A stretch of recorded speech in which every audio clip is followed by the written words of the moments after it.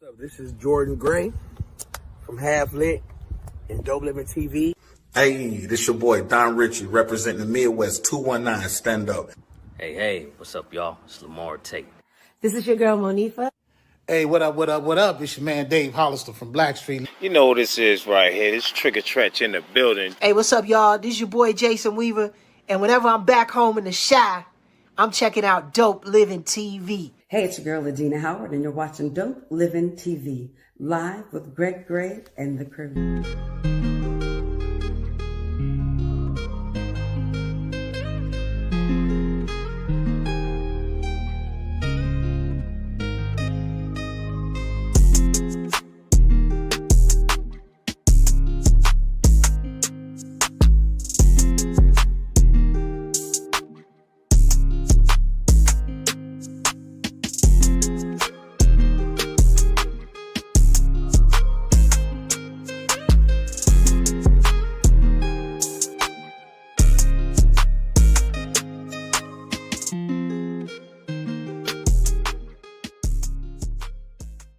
Hey, what's going on? It's your boy Greg Gray. This is Dope Living TV Live.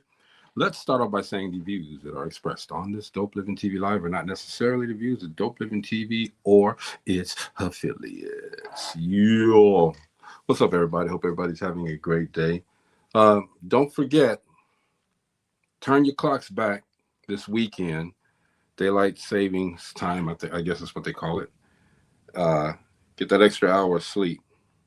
Fall back.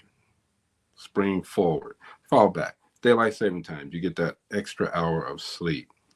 Also, a couple of little things going on. Next week is the Distinguished Authors Guild, November the 7th. Make sure you guys get out there, check us out. Ladies that are going to be on tonight with us, they're going to be there, and we're going to make sure that we have a great time.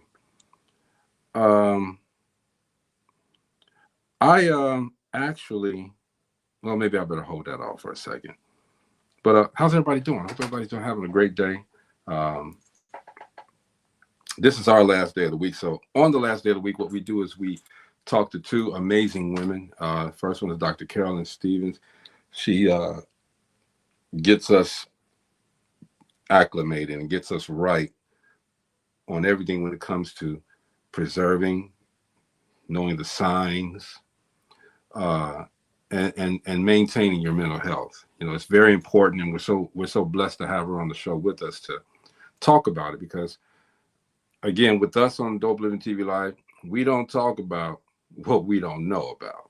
All right. So if we don't know about it, we got to get people there. We can glance on it, but if we don't know about this subject, we got to get people there that know the subject, those people that can talk about the subject and give us actual factual information about the subject. Okay. And then later on, Rachel Gary comes on, CEO Rachel Gary, and gives us that business acumen. She lets us know what it's like, what we should be looking forward to or looking for when it comes to creating work-life balance, making sure that your business is on point, all of that. So we definitely have everything that you need here on Dope Living TV Live, man. Most definitely.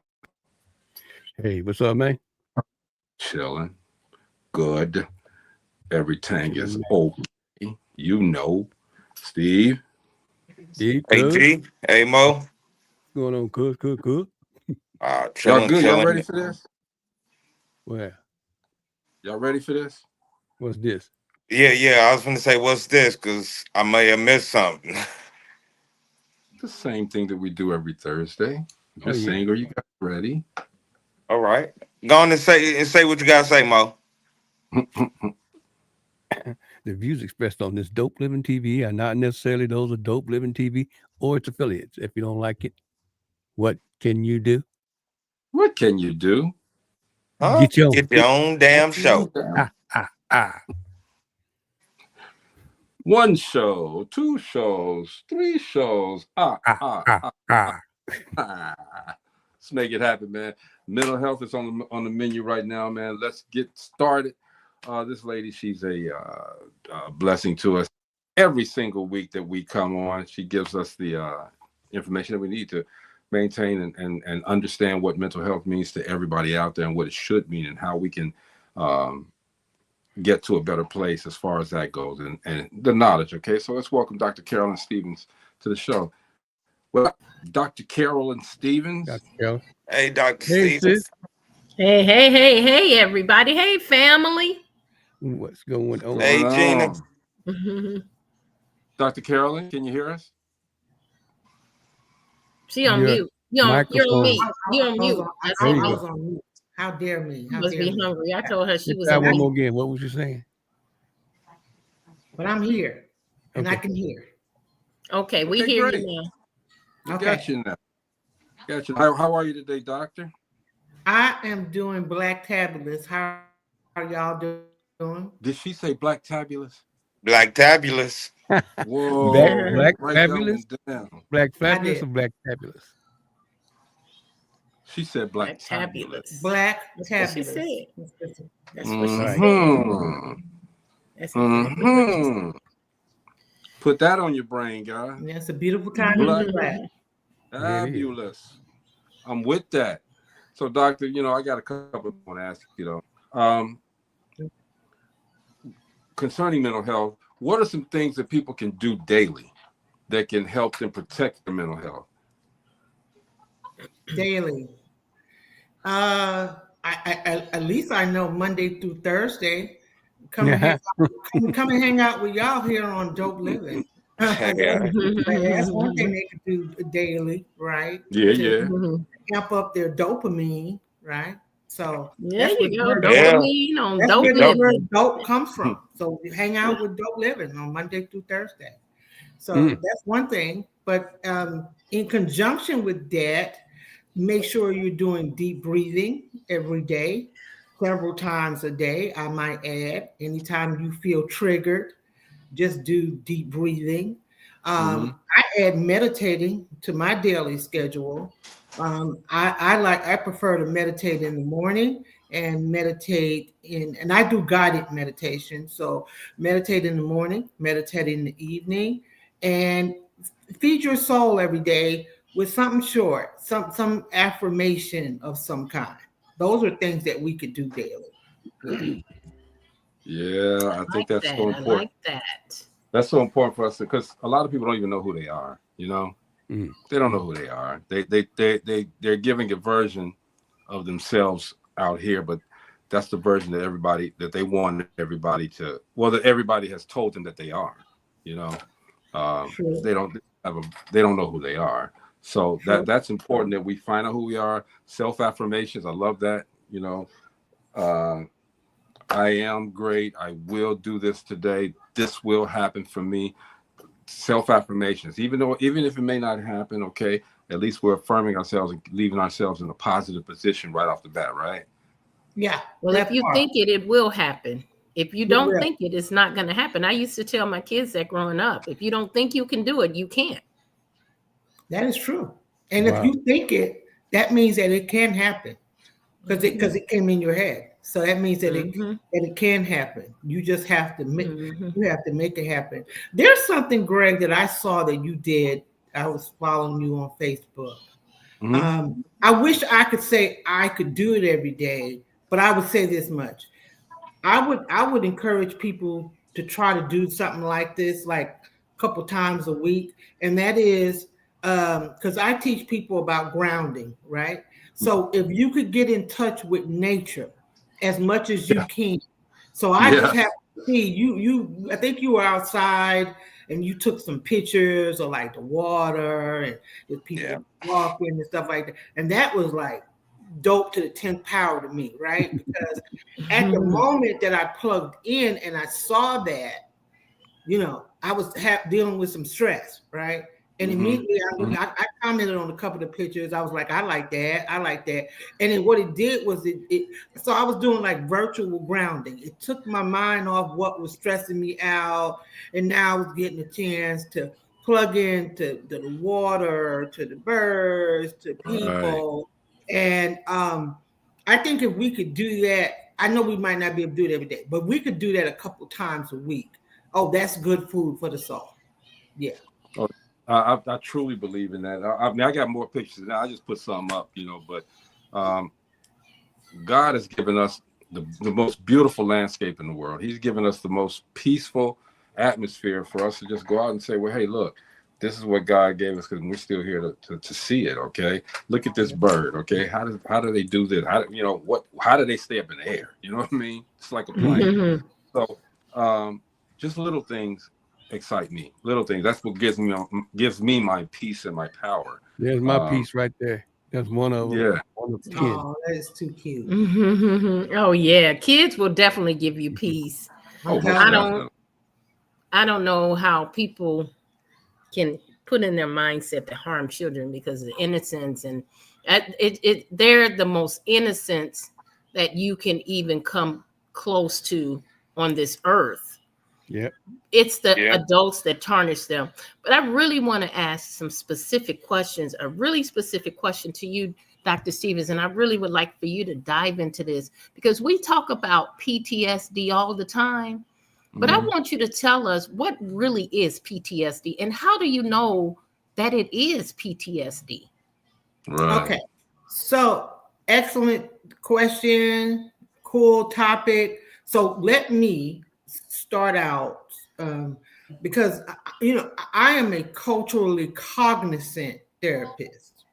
That's real important for people who are looking for a therapist. Make sure that you have a therapist that is culturally competent and culturally cognizant. In other words, if you're a Black person, make sure you don't necessarily have to have a Black therapist. It would be nice, but have someone that is competent about our culture, the way that our mind ticks. So with that being said, talking about PTSD, I'm going to make this statement.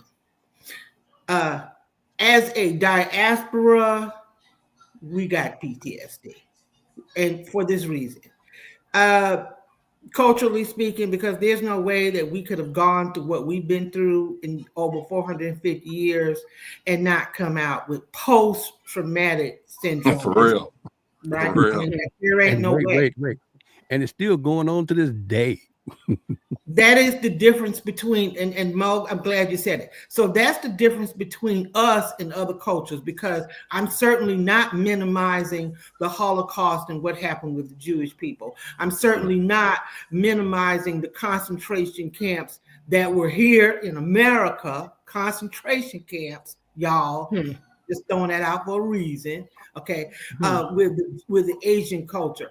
So other cultures have faced major social disparities. The difference between them and us as a culture is that ours never stopped. Never stopped, and ours wasn't a deal where we were in the land and then they turned around and turned that against us. We were bought here against our will, so that was a whole different thing. And saying that, Mo, I watch something about our culture, if not every day, every other day. I'm a historian buff, right? So part of the disparity, and I know a lot of Black folks don't want to hear this part, because we can kind of get with the part where the white people came over and they captured us and took us over to America, and which half of that story ain't really true like that, right? Exactly. I was going to say that. It's not really true like that, because the part of the PTSD is that they didn't just come in and snatch us up. We too big, we too bad for that. Like we too bold. You just come and snatch us up. We were never that weak like that, right? We were sold, okay, before we got sold. We were sold, okay, by our own. So that's part of the PTSD. So Gina asks, how do you know you have it? Which is why I brought that up in the first place. As a culture, Gina, we have it. Okay. It is the reason why you see us do some of the things that we do and behave in some of the toxic ways that we behave. Let me give you for example.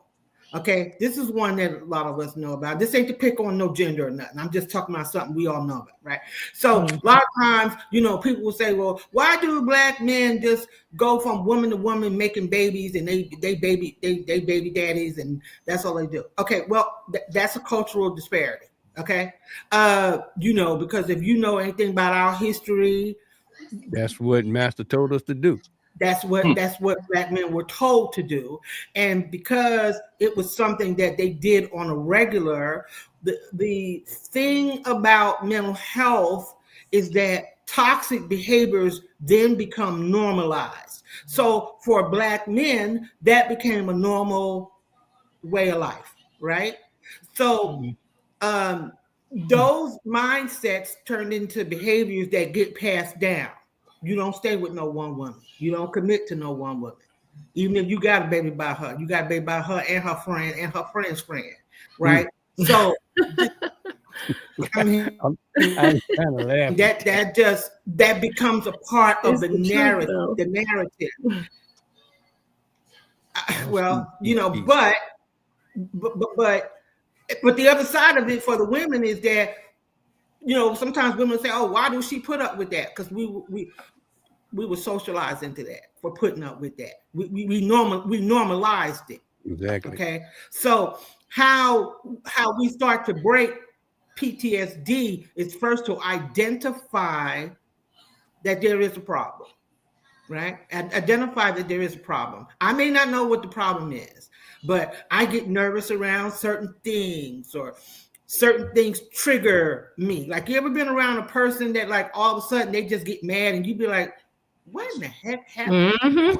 It just look like they just got mad for no reason. Around people like that.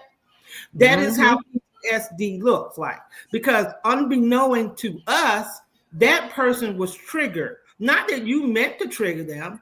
They were triggered by something you said, and they heard it a certain way based on their things that they've been traumatized by.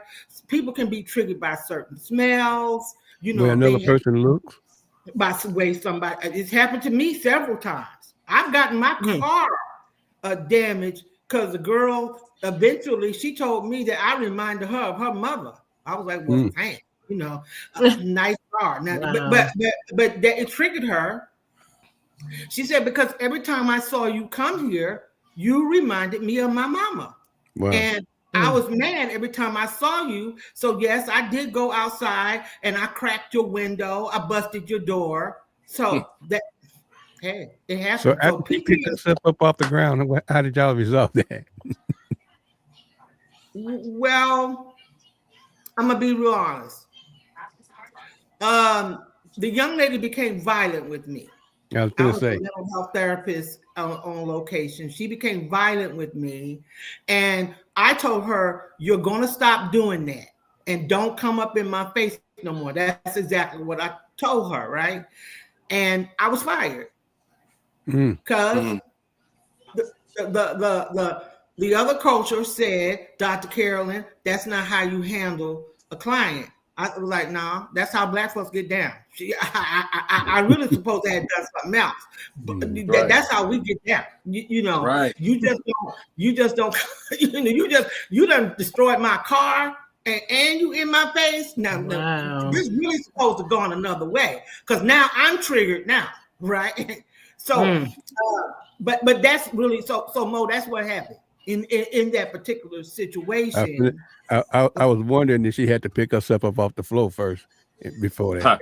Well, typically that's how it would, because the thing about PTSD is when you triggering me, you're not understanding that I got some triggers too. Yes, right. Maybe I'm doing a better job at managing my triggers, but all of us here on this set tonight, everybody on this set got triggers. Yes, right. I know I do. Yeah, and I'm listening, Dr. Stephens. I'm darting off, but I'm listening because that's something else. Because I'm like, wow, how she's saying that. And I started thinking like the triggers from epilepsy. With the seizures, it's triggers. And how you just said that, man. So you and Steve, so you have biological triggers, right?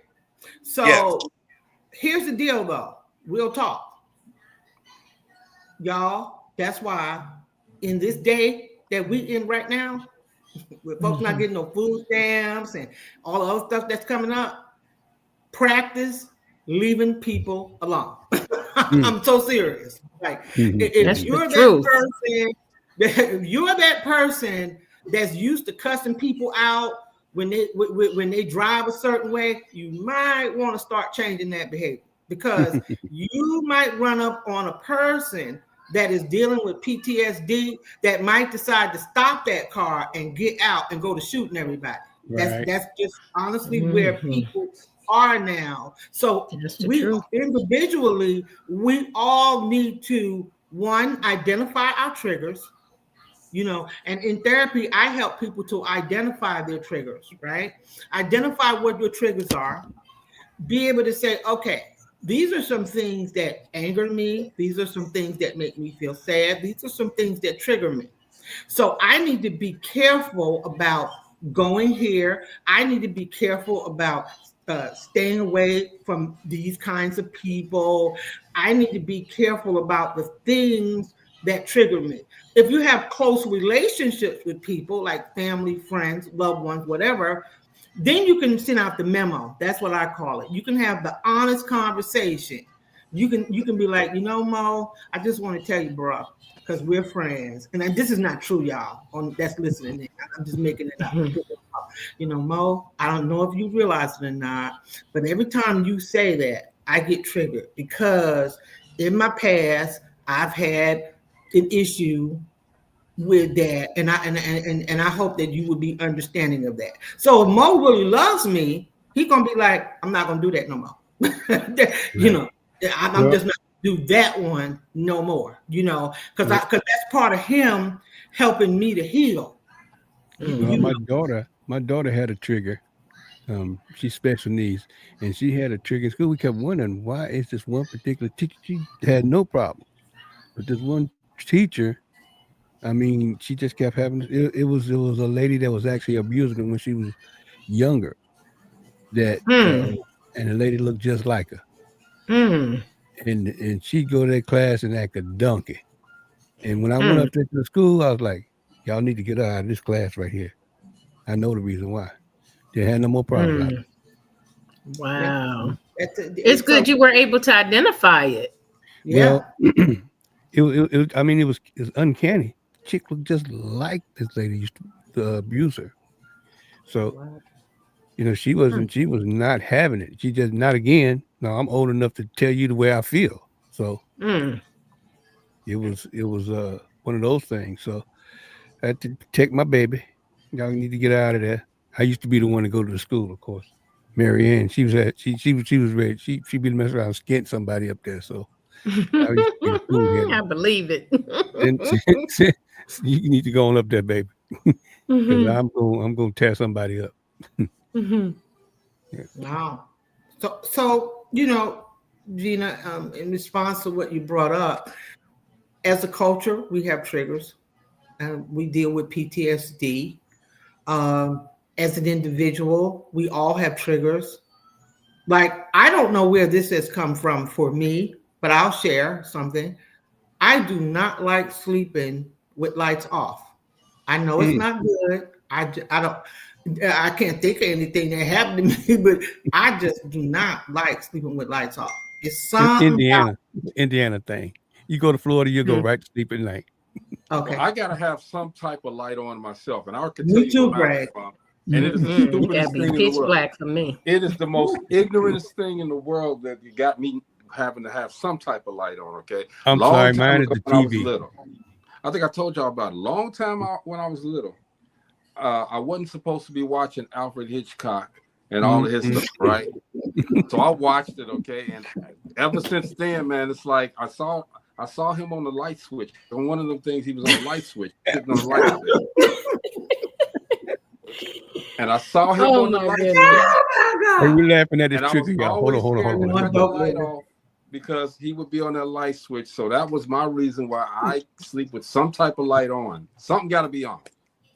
Now, Greg, you kind of helping me, because I used to watch a lot of Alfred Hitchcock, and I used to watch Twilight Zone a lot. Yeah, I love Twilight Zone. That was our stuff. Yeah. Twilight Zone was it. Man, if I saw that bastard talk about some good evening one more time. He called him a bastard. I love that for his Yeah, he child. called I it. don't have no issues though, like that. Good Mine is my trigger is when people holler at me.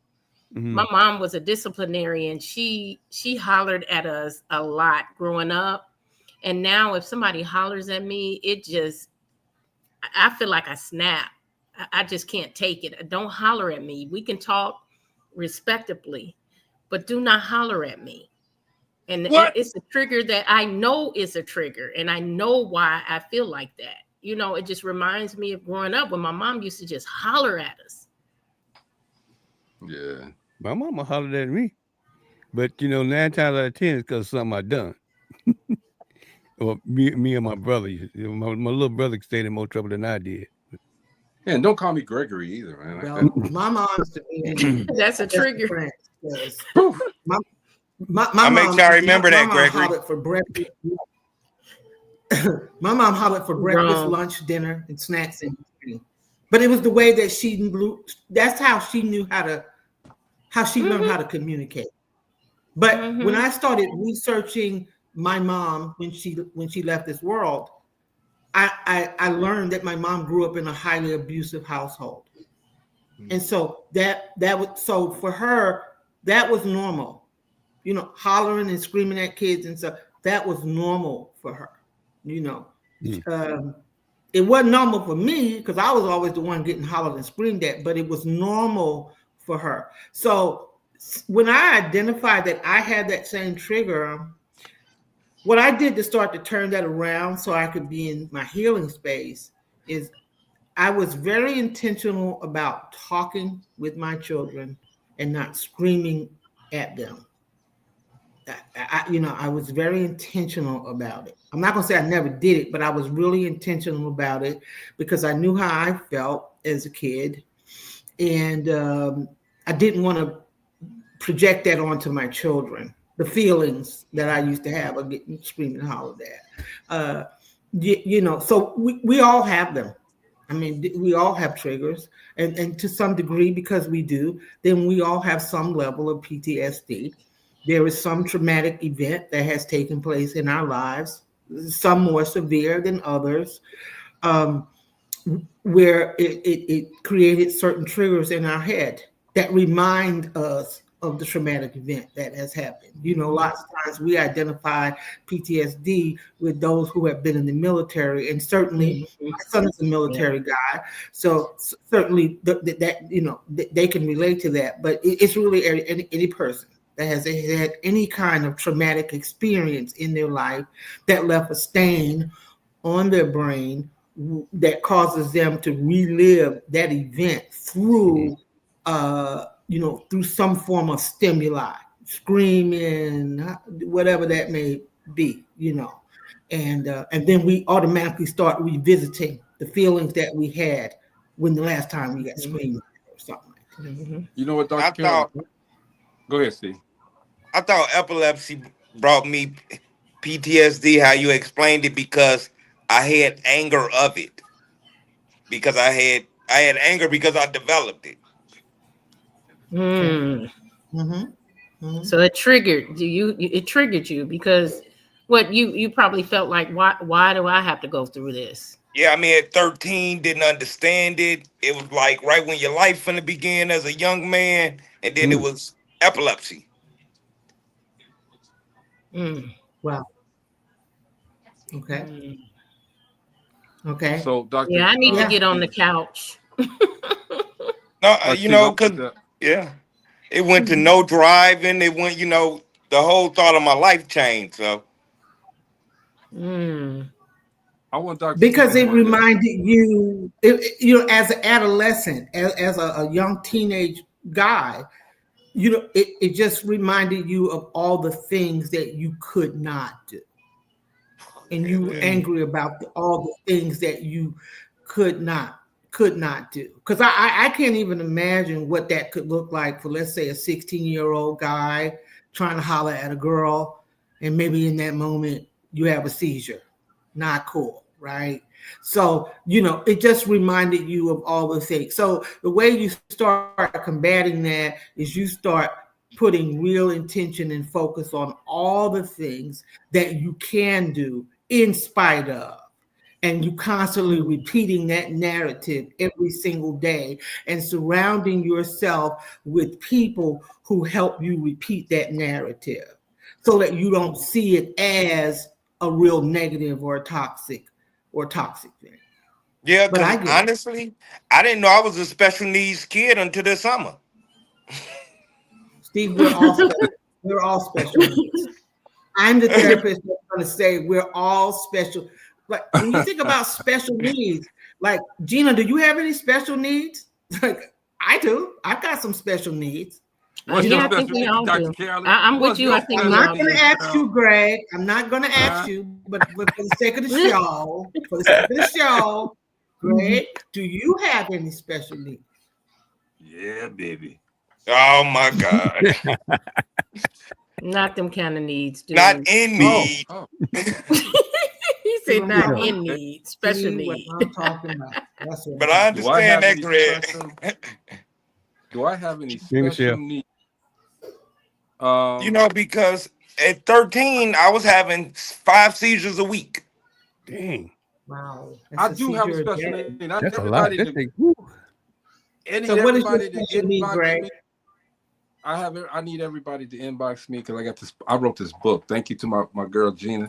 I wrote this little ebook, okay? But we ain't gonna talk about that. My special need is to just make sure that I'm. I don't know. Do I have a special need? Well, it's. I wouldn't even. And when I My asked that special need question, was I always mean, my like, eyesight. It was always my eyesight. I've always had bad vision, even as a kid. And I used to purposely throw my glasses away because I didn't want to wear glasses. And I was the only one, it seemed like maybe 1 or 2 other people besides me that had glasses on. And kids talked about me, they taunted me. And so I threw so many glasses away. My mama said, if you lose another pair of glasses, I'm gonna whoop you. At So the Gina, top of the I list. would throw them away. Hold on, y'all. She started Hold on, screaming y'all. at you again, man. Hold Yeah. on for a second, okay? Because we want to get Rachel on too, okay? And we can get back into this a little bit later, okay? But we do want to get the CEO and the strategist, planner, mapping outerist lady, people, person, Yeah, what thing, you just said. all of that, okay? Everybody say what's up to the CEO with these CEO nuggets. What's up? What's up? Rachel Garrett. Hello Hey, there, what's going on, sis? Black Radio Hall of Fame inductees with special guest Steve and special guest Dr. C. Get that award up there before we even get our day started, because we were talking about triggers. That triggers me to be celebrating. So let's trigger some celebration going on real quick. Did that make you say? You gotta get locked in. There it is. We're gonna trigger some excellence.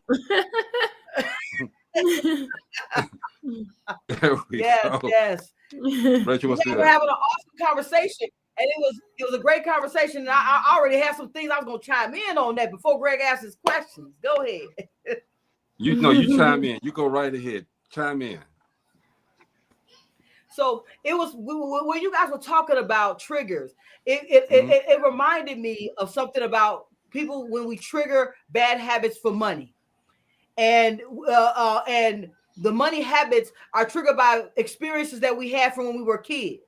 The loss of the lack of being able to have things. It's the reason why we spend more money on our children when we become adults, because the trigger of lack when we were kids makes us want to make up for that when we make money. And we make the money. And I know you guys have heard my story where I was making $100,000 a year and spending $100,000 a year. So I was broke before I even got paid, and I was making really good money. But it goes from the fact that I was homeless at a point in time in my life. My mother was a gypsy, and we was always going somewhere doing something. So and when I got money, I wanted to make sure that I lived a better life. But now it's having a clear understanding that those are triggers just the same, and they hinder us from having financial success. That's so interesting to say, because I know people on both ends of the spectrum where they grew up and didn't have a lot. And so they buy and buy and buy things that they don't even need, but they buy it just to have it, as if like a squirrel, just, you know, saving it and not using it. And then you have these people that, you know, they didn't have a lot growing up, and then they buy everything that they think they want. Yeah. And I don't know, you know, where does the balance come in with that? I thank you, Coach, for saying that, because now I'm gonna tell my son, no, you can't have no more Jordans. Hey, because I couldn't have them when I was growing up. So no, I ain't keep buying them Jordans. You want your kid to have better than what you had. Okay. Steve, I'm gonna tell you, it's funny. You buying Jordans, I've never owned a pair of Jordans, nor have I've only bought one pair of Jordans my whole life, and it was for my middle son. We bought it for his 16th birthday. I bought him. He's the only person I ever bought a pair of Jordans for. I've never owned them. I don't understand the point. So for me, when I don't understand, I can't comprehend $200 every weekend standing in long lines for a pair of shoes. I could never comprehend that. I agree. I can't hear that. I told my son, why get one pair of shoes for $200 and you can probably get 3 pair and he get something else. Don't send him to school in those. No, I'm saying. He talking about Pro Wings had a name. I keep telling people, Pro Wings had a name. They were named Pro Wings. It's funny you say that. It's funny you say that. As soon as you walk in the door of school, the soul come off, man. Don't do that to your kid. No. Oh, you try to make that move on. Wait, Greg. You try to make that move on the court. You make that turn. You hear ski. Oh my Getting them Starberries. He would never live it down. I'm telling you. Get them Jordans, man. Make sure you get them Jordans. But only make them earn them, though. I'm telling my kids had to earn. I didn't buy Jordans like that, but if they did good in school, if they had good grades, I would buy them Jordans. They had to earn it. I wasn't going out just because I didn't have that when I was young, and so I'm gonna make sure my kids have it. I didn't have that philosophy. It was always, oh, you want a Nintendo? Let me see your grades. When you work and you make the honor society, you have, you come with all A's and B's, you get that, and that made them achieve and strive harder. Well, it taught them just like we were teaching ours. It teaches them there's a reward doing good. You know what I'm saying? Well, I must have did wrong all of my life, because my son, I made sure. Now, his mama came in with 6-7 pairs of them damn Starberries, okay? Those cheap ass shoes, okay?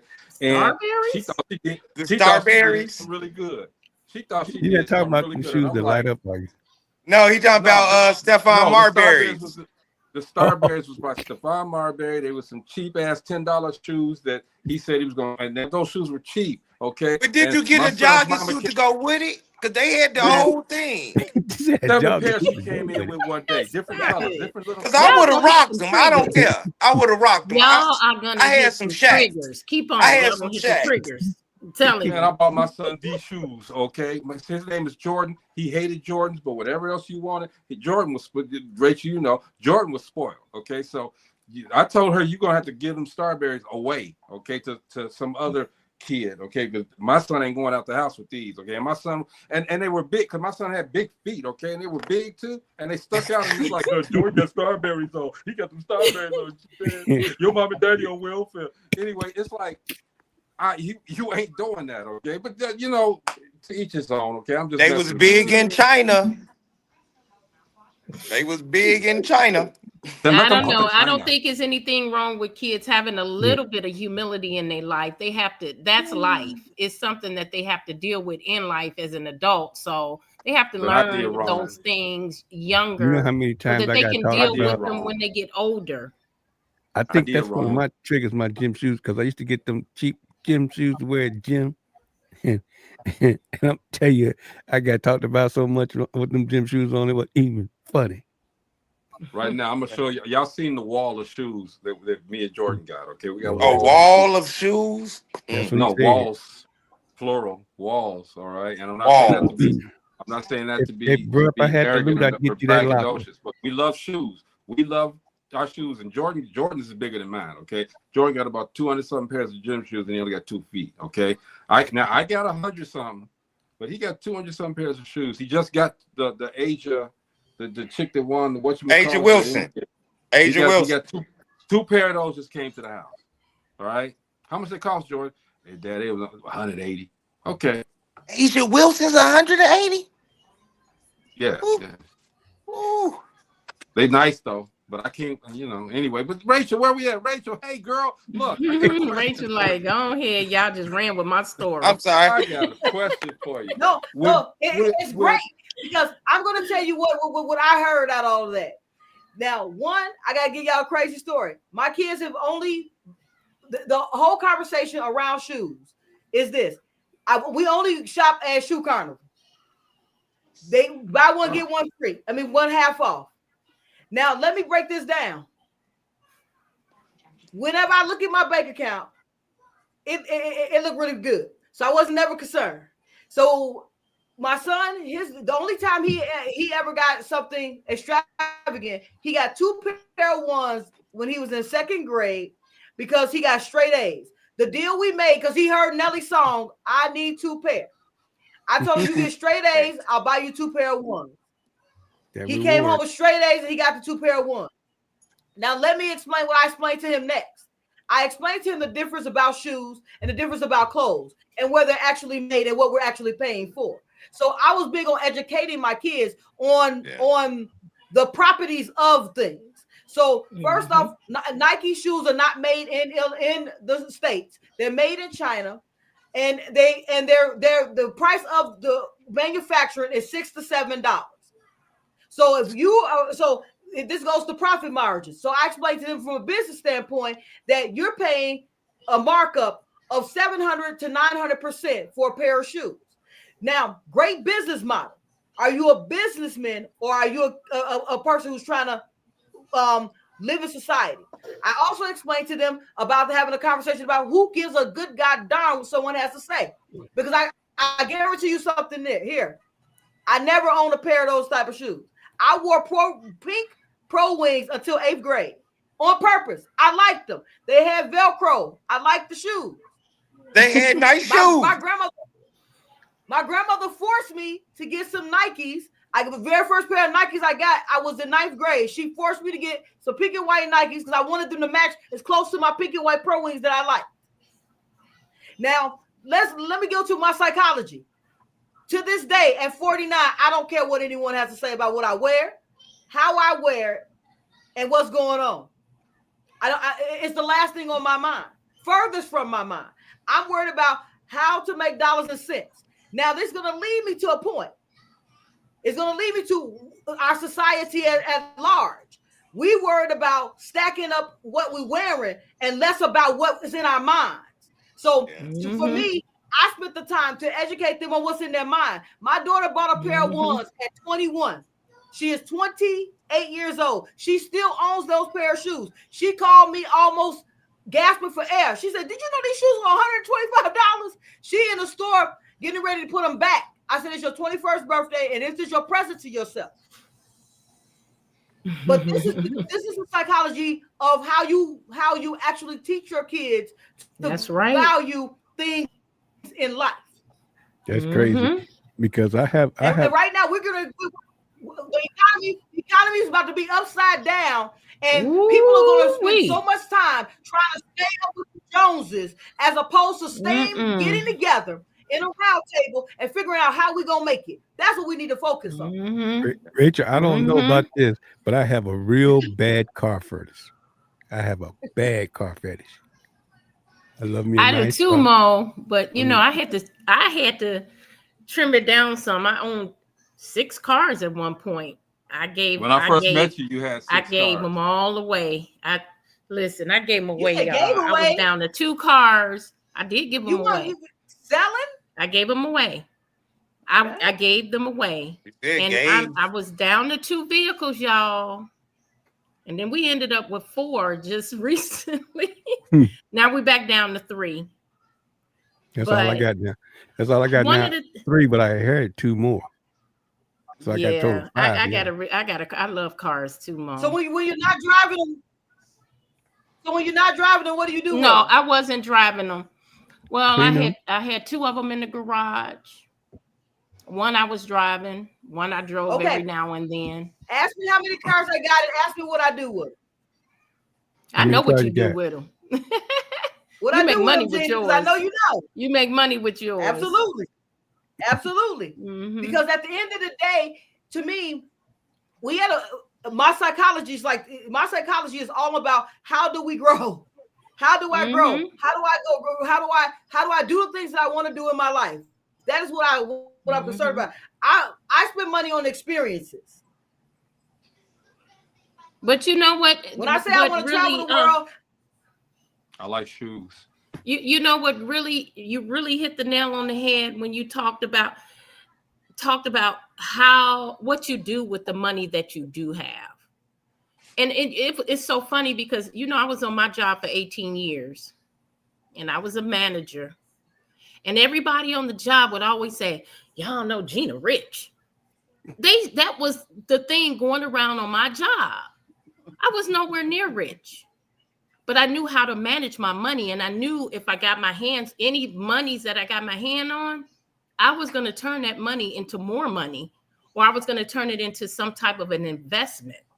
It wasn't that I had a lot of money. It's what I was doing with it. And that's the point that you made with your children, which is the same thing. My kids, when they came to me and told me that we were rich, I said, "Oh, let me show you."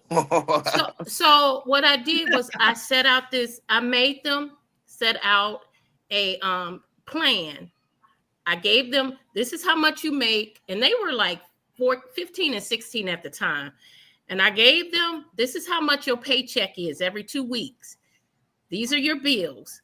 The last, whichever one of you at the end of 3 months has money in your bank account, and this was figurative, this was not real, have money in your bank account, I will give you $150. And so they had to take the paycheck and I used the real scenario of my paycheck and my real bills. And I had them every month. You had to pay your bills. You had to do this. You had to buy food. And at the end of it, they realized, man, you pay all of this out of this. And so that they are just like that now. That's how they manage their paychecks now. They're like that now because of that scenario that I took them through, because mom is able to do. They thought I was rich, but let me show you. It's the way you manage that money, that paycheck that you make. You can't get a paycheck and go out and buy everything you think you want. And so it really taught them a huge lesson. And I think it's something every teenager should go through. They should have that in class. Yeah. They should have that in school. Yeah. Financial stability, financial knowledge. So there's a game, and I know that most people know about it. It's called Cash Flow. And Cash Flow is by Robert Kiyosaki. So he has cash flow classes. There's online and everything. So Cash Flow explains to you how to get out of the rat race.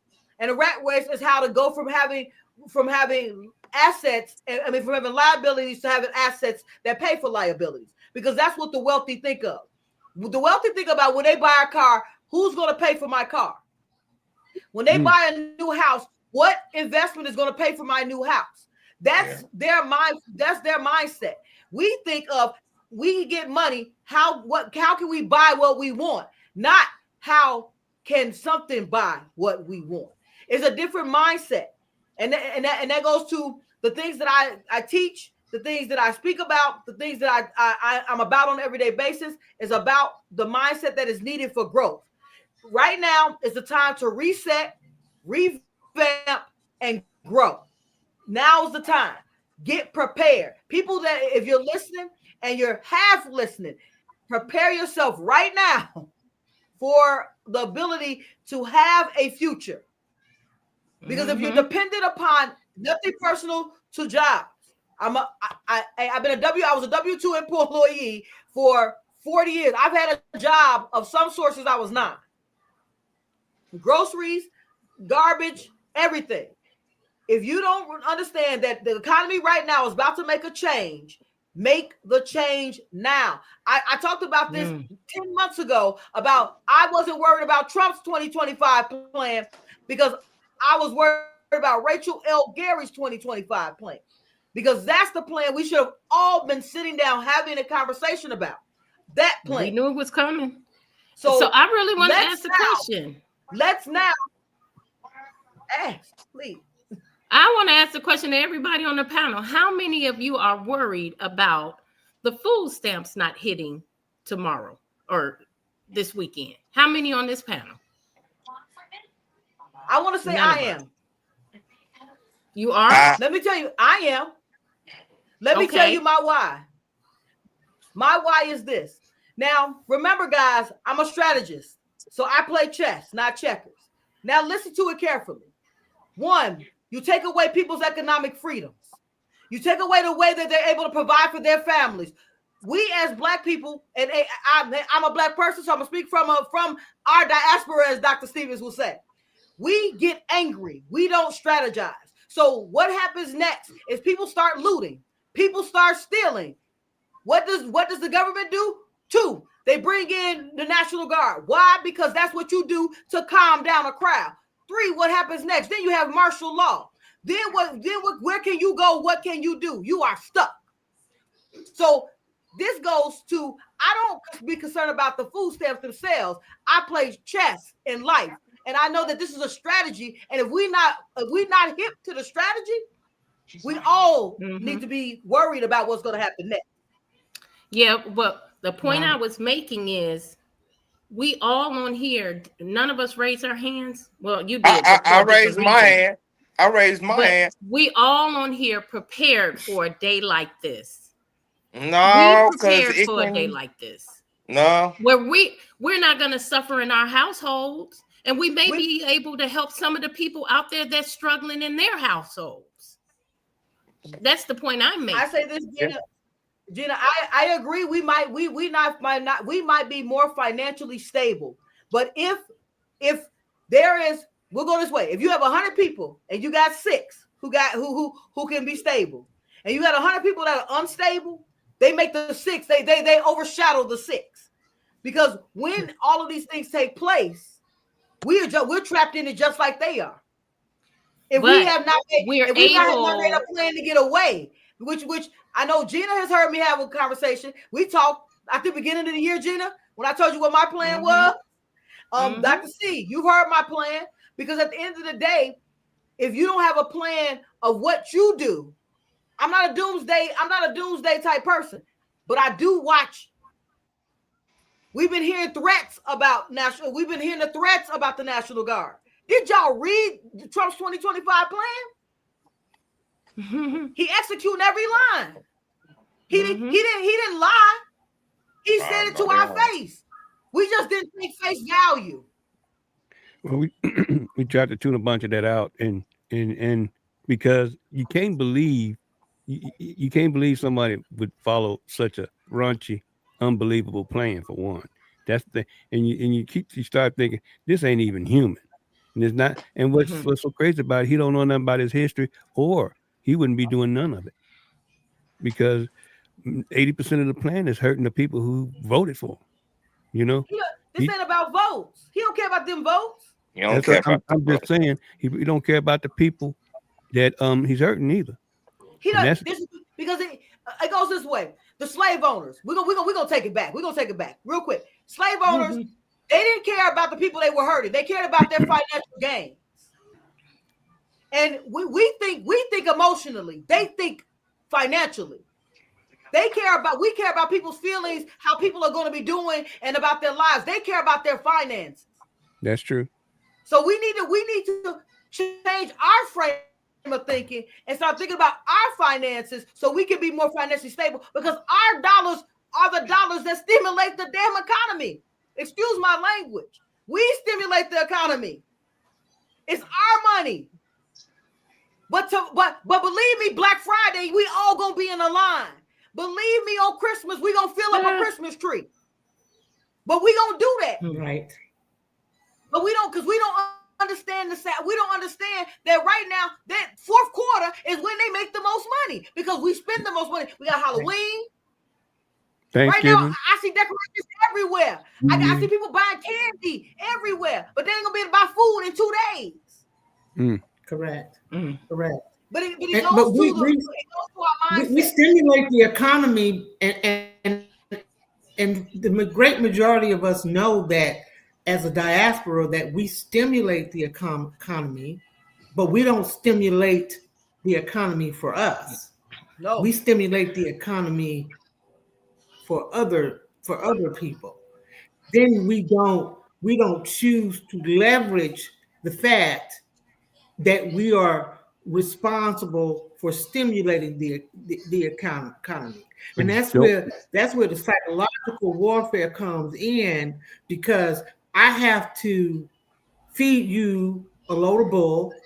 I have to make you believe that you're not the powerful one, that I'm the powerful one, when in fact you are the powerful one. So it really all goes back to, because here's the thing, and I have received food stamps when I was raising my kids, right? I understand that, but even when I didn't have the income for it, I got off food stamps because, listen, us living off rations, that's not our first go around. It's not our first go around. It's just that we just got used. We just got used to living off rations. We got so used to it, right? And I'm not saying it because I don't eat these things, but we got so used to living off rations that we turned things that were really not supposed to be edible. We turned them into delicacies, if you will. So everything has to do with mind. Everything has to do with mindset. So I implore people. I was on Rachel's show the other day when we discussion of SNAP benefits, and I said, "Hey, let's just snap back at no SNAP." I mean, you know what I'm saying? And I meant that. Let's snap back, because this is not our first go round. All right, and we don't have to act like we're being terrorized because we're not getting food stamps, because all we're doing is feeding into a matrix that they want us to feed into by hollering and screaming about what it is that you won't give me. So I'm going to throw a temper tantrum about what it is that you won't give me. No, we need to turn that around. That's why I said snap back at SNAP, because, okay, if you don't give me, do you know who I am? I'm a Black woman. I'm still going to make it. What you talking about? Okay. I mean, that is the mindset that we need to develop, not like hollering and screaming about what you're not going to give me. You're not going to give me no more rations. So I'm going to go and tear up my city, tear up my community, breaking my houses, breaking my neighbor's house. We're feeding right into that. And that's why they say, okay, we want y'all to do that. That's why we pulling out the National Guards so they can come and beat y'all over the head and lock y'all asses up. See, we feeding into it because we don't see the worst thing that could have happened with slavery was, and don't get me wrong, I'm not minimizing the physical brutality, but the worst thing that happened to us in that time was the psychological part, because once you buy into something and start adapting a mindset about it, right? Or we say in therapy, your pathology, then you begin to behave that way. And that's what people count on, is that we want y'all to behave a certain way. That's what, so we have to learn how to not feed. I totally agree. What we got to do is but here's the light. Sorry. What we got to do is get pushed back on the media. The media is putting this narrative out there, because anytime something like this happens, where something being given away by the government, they go to the neighborhood and find somebody to get on and tell them how bad they're going to have it because of they're not getting that benefit. How many times we done seen this on the TV where they interviewing somebody from my neighborhood, a black person from the neighborhood, talking about a SNAP benefit, where we're only actually 17% of the people receiving it. So that's the narrative they putting out there, like we getting all of the daggone benefits. And this goofball up there don't know his history, so he think he's hurting us. But in actuality, he's hurting his base. Rachel, I'm gonna let you have the final word. Okay, so this is what I want to say. I don't want to leave the show where we're talking about the disparities or the things that are happening. Let's talk about a plan. Plan A, what are your talents?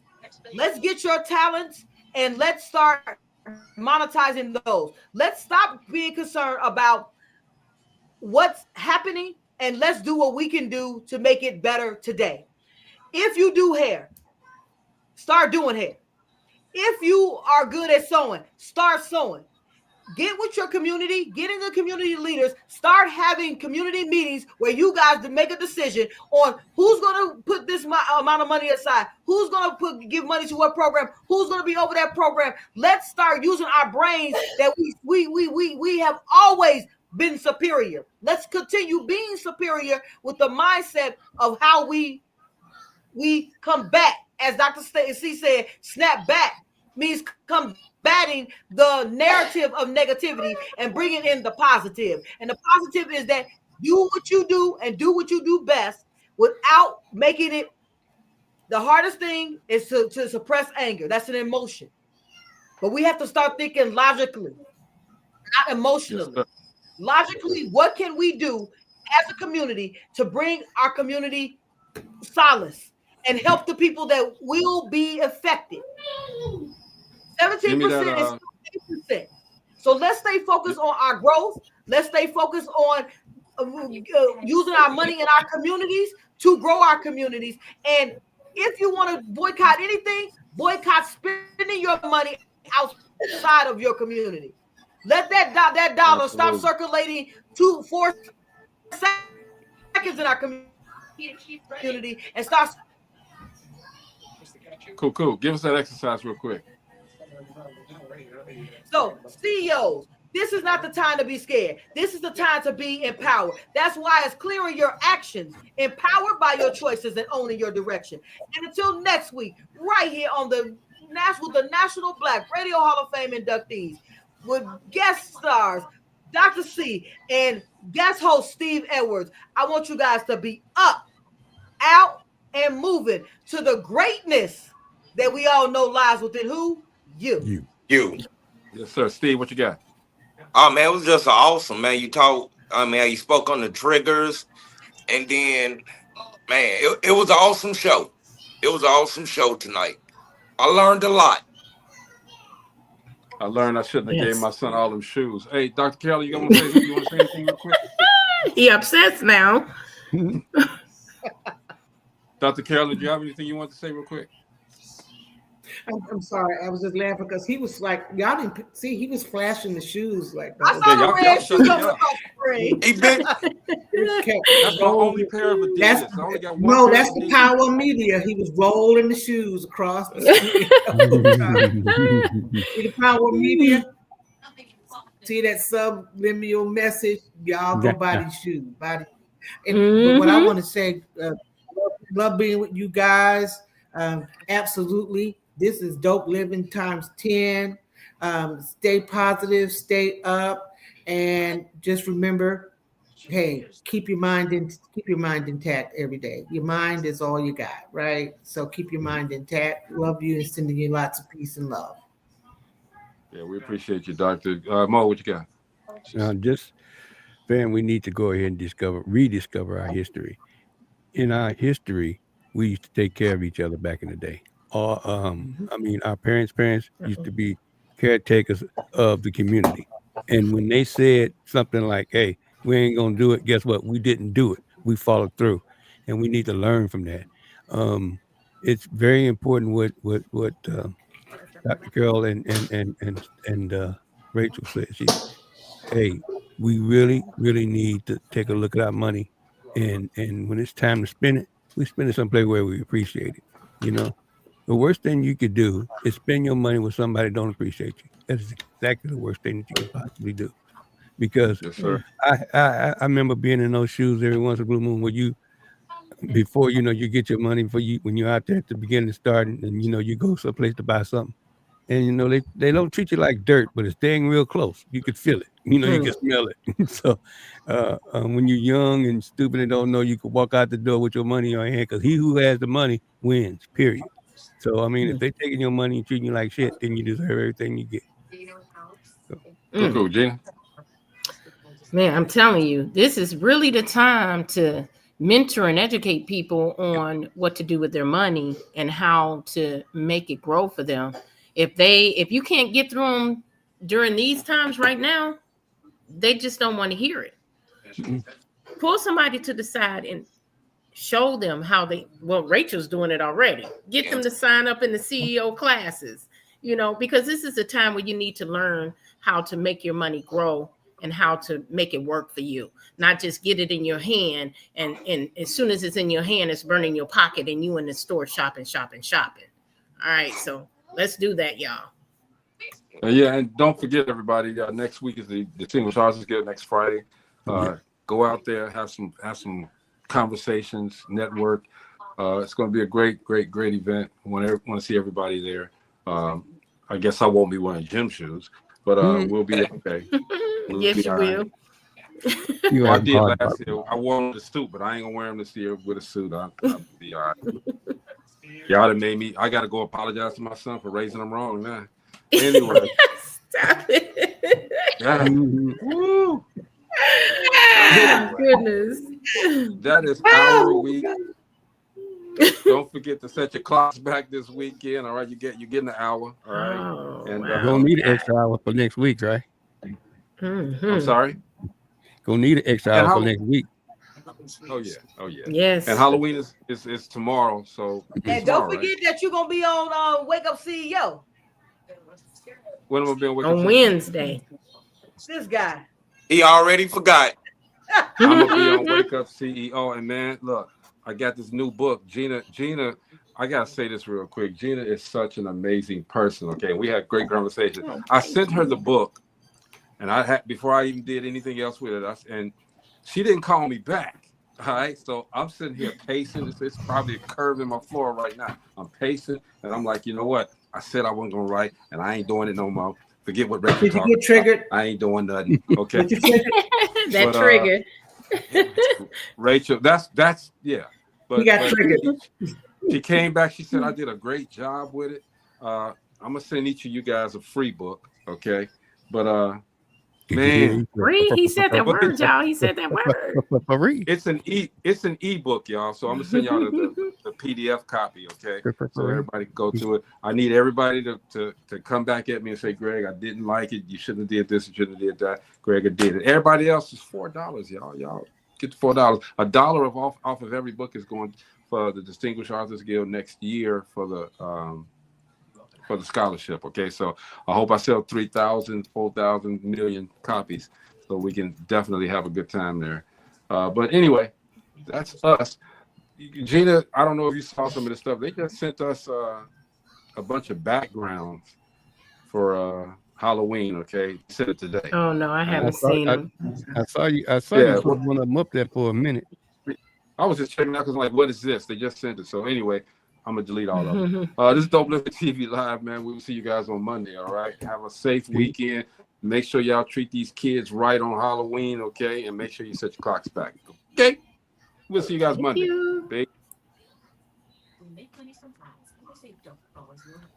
Hit the right button, bro. Hit the right button.